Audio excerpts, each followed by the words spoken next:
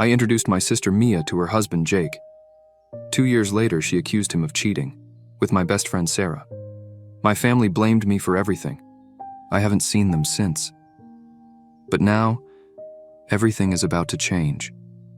I had been shunned by my sister from the family circle for years, owing to her subjective belief of me as the cause of her failed marriage. All this would change when an email arrived in my inbox revealing the truth long sought after almost for a decade. My name is Alex, 28M. When all this happened, I was just 19, a little confused and totally in the dark about adult relationships. My older sister is Mia, 35F.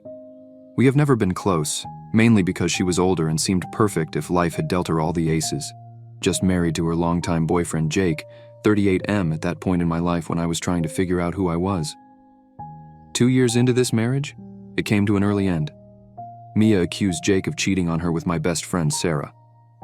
The night after she showed up at our parents' house, shrieking and livid, supposedly having caught Jake in the act with Sarah, was a night in my life that I'll never forget. I could not believe he cheated. Jake had been a close friend for years and always said great things about Mia. He treated her like a queen, and I thought that was unbelievable. But to add insult to injury, she claimed it was my fault for introducing them. She portrayed me as the villain and set me up, saying, "You fixed me up with them."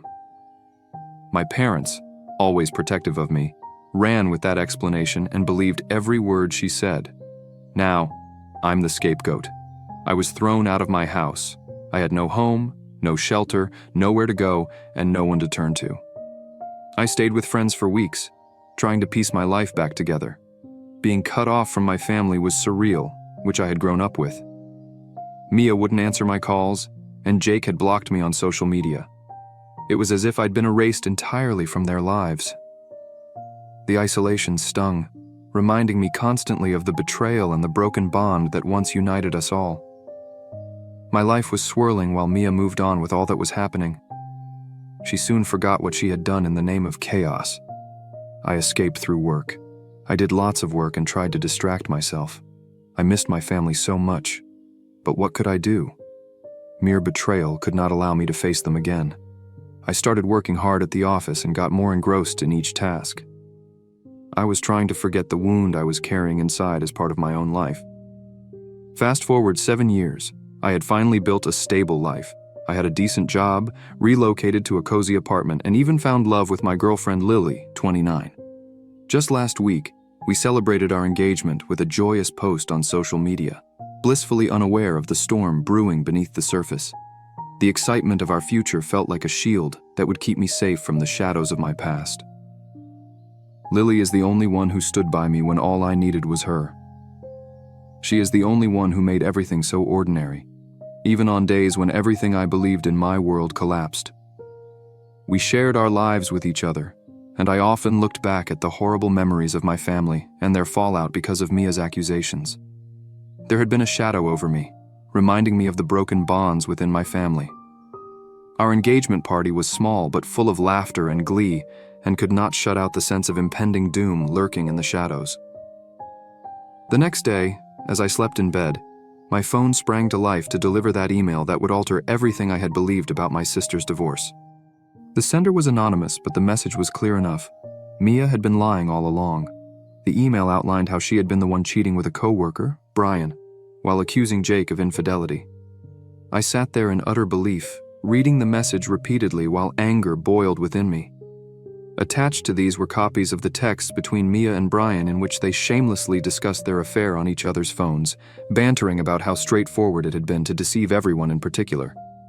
As a mix of anger and relief flooded me simultaneously, I had proof, evidence enough to upset my shattered world. So, being a bit nosy, I searched social media for any connection he might have to the email. I dug quite a bit and saw that Brian was linked to Lily via mutual friends. Then I reached out to Brian and found him to be the one who had sent me the email about the guilt he had carried over the years of hiding this secret. He was burdened by his own complicity in Mia's deceit. Stoked by this finding, I knew I had to return to my family. It had been ages since I last visited them. Still, the opportunity to finally expose Mia's deception was too great to pass up. Brian and I agreed on a plan. This time, we would come unannounced, prepared, with irrevocable proof at hand. Brian was sorry for the pain Mia had had to endure. We stepped forward in this odd alliance, bound together by what we hoped to prevent. He admitted he wanted to be responsible for keeping things under wraps so we could end Mia's charade together. An emotion like this sent electricity down my spine, reigniting a fire long dead and dormant in the name of justice. 2 days later, we stood before my parents' doorstep. Opening the door, my mother's shock changed to horror when she realized who we were. She still didn't say anything. I stepped inside first, with Brian right on my heels. The familiar smells of my home slammed into me, mixed with a wave of anxiety. Returning to a safe haven that had been contaminated by betrayal was bizarre. "Mom, Dad, we need to talk," I said aloud in a voice almost steady, though inside I was shaking. Years of bitterness would pour through me and out, from my mouth, eyes, a fist. We stared at each other, unmoving, frozen in disbelief. Mia was there too. She clutched her phone, white-faced, a sort of ineffective shield against the truth she knew was about to spill out of my mouth. The air was tense, and I felt my stomach knotting up. But I didn't waste time, so I brought all the documents and screenshots. Precious words crossed my parents' faces as they weighed the degree of the betrayal that had been done. All their efforts to shift the onus of guilt upon Mia went in vain, as Brian said all this and told them how Mia was using me as a scapegoat. The room got quiet. Only the beating heart in my chest was audible. "Why would you do this, Mia?" I burst, the anger rising inside my voice like a tide.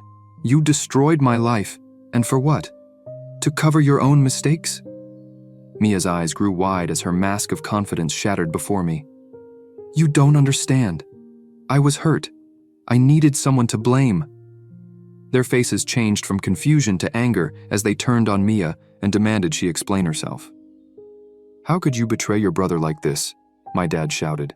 "You've hurt him in ways beyond something you could possibly know." Mia stuttered, trying to form a lie, but the evidence kept piling on top of her. Every word I spoke felt like carrying on my shoulders the weight of the years lifted off me. Finally confronting her, standing up for myself after all this time, and retaking the narrative that had been twisted against me, felt purgative. The fray escalates, and my father's wrath is unleashed. "You have betrayed us all, Mia. How could you do this to your own family?" he shouts, as he gathers her clothes and stuffs them into her bags, packing his anger inside those clothes. "Please, don't do that." "I am sorry," Mia implored, and her cries fell on deaf ears. I felt satisfied as I watched her fall from favor like I had years ago. For the first time ever since it was turned around, revelry was in it for me in those moments. As they were stuffing her belongings into these bags, she pleadingly lifted her head to me. "You don't know what you're doing," she shouted. "I'm your sister." Her voice cracked, and for one fleeting second, my tough exterior relaxed, and then I recalled all the years that had been crammed with pain because of her. "No, Mia," I said stiffly, my voice firm now, finally finding a footing in the storm. "You chose long ago. Now it's time for you to face the consequences." As I walked out, I knew I was free. I felt like I'd broken free from guilt and responsibility for the first time in years.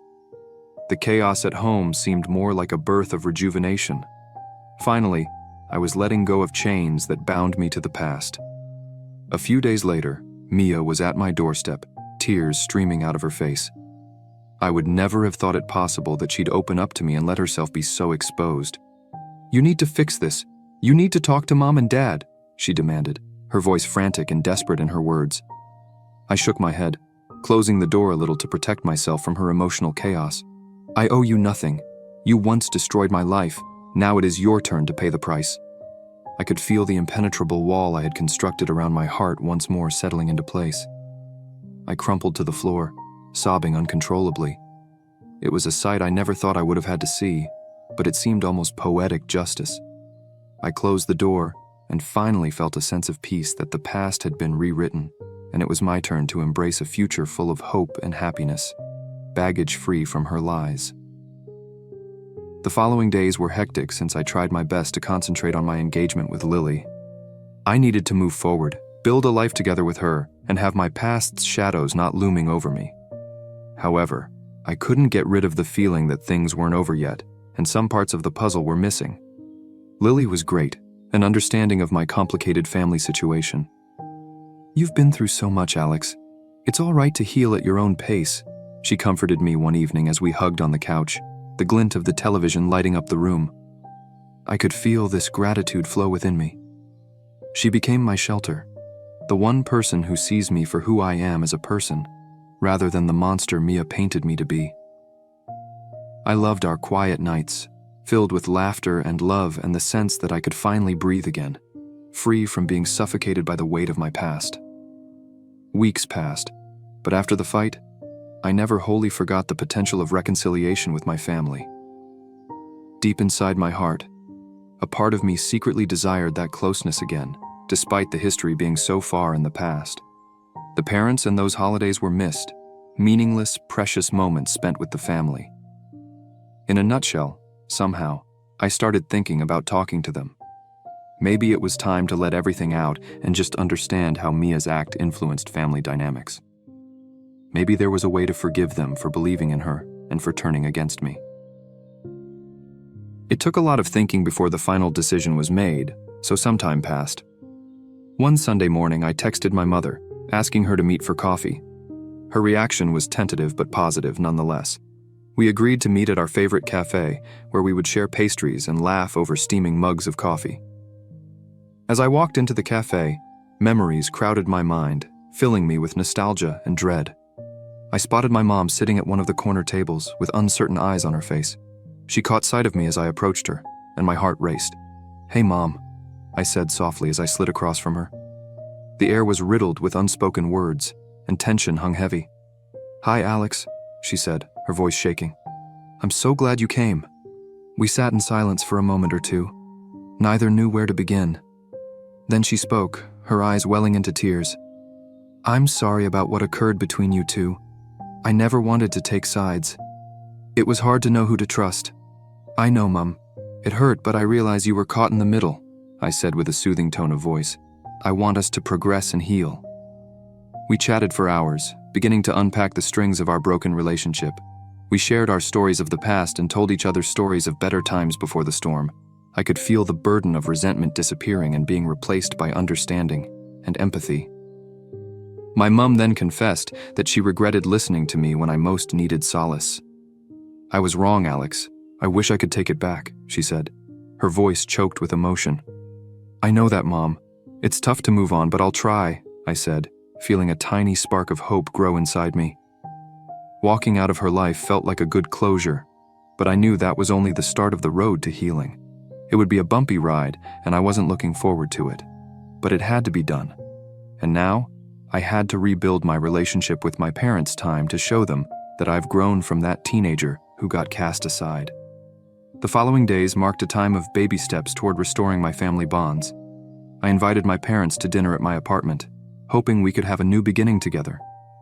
The evening was full of laughter, stories, and warmth that had gone missing for far too long. Even though Mia was like a ghost within the household, her absence helped us focus on restoring our family together, free from her toxic influence. We focused on our hopes and dreams and let that love, which had long been neglected, be fed. As we sat there and relished a delicious dinner, I saw a different side of my parents. The warmth of laughter also seemed to reflect it, and I saw love beneath this thick coat of pain.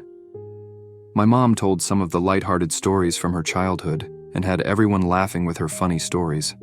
My dad chimed in with some tales of his young age, and for that moment, the weightiness of the past seemed to lift. Then, we entered the dining room for dinner. Just like then, we were playing board games together. Everything felt too surreal, like stepping into a time machine that brought us back to happier times. How we enjoyed the moment reminded me so much of our relationship before everything crumbled. And with time, I began finding serenity again within myself.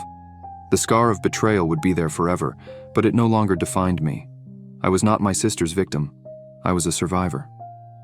Standing on the threshold of a new beginning, a day crafted to be one of love and laughter, and the celebrations of my bride, Lily's wedding, I could now look forward at last to the future. Knowing now that I had reclaimed my story, the secrets that once bound my hands and feet to heartache were loosened and, in their place, set me soaring into that light. On that wedding day, walking down the aisle, I felt a fullness in my chest, as if struggling to contain the rising emotions. I had never felt such a sense of belonging among friends and family in all those years. My parents were beaming with pride, and Lily's smile lit the room. With every step I took, I was moving away from the past and in the future, toward the future, although this time, full of hope and joy. My pain turned out to be strength, and I was prepared to take on whatever came my way, all that with Lily by my side.